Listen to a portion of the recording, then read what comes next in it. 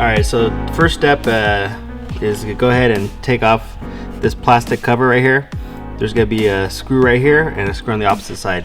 This is going to allow me easier access to the 4 bolts that are attaching the bumper to the frame. Alright guys, to take off the bumper, you're going to remove these 2 bolts. Alright guys, so to remove your bumper, first thing you're going to do is go ahead and unclip your existing fog lights. And then you're going to unbolt these 2 bolts right here. Once you remove the bolts from each side of the bumper, you're going to remove the bolts underneath it, as well as these right here. Same for the opposite side. Alright, so to install the fog lights, it's fairly simple. All you have to do is remove the whole bracket and fog light itself with just 2 bolts that are underneath the bumper.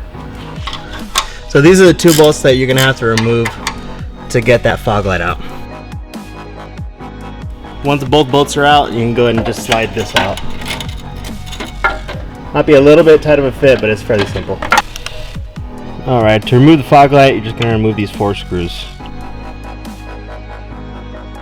Once you have the stock fog light removed, just simply place the aftermarket one back in.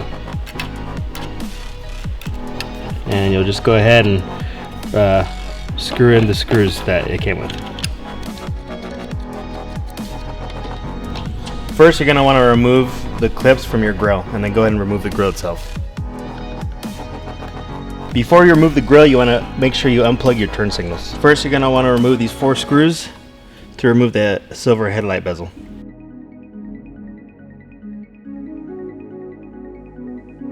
Once you're done removing those 4 screws, you can go ahead and remove the bezel. And once that's done, you go ahead and pull up the headlight.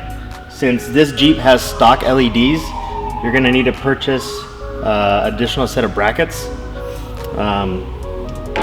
because these ones come with the brackets attached.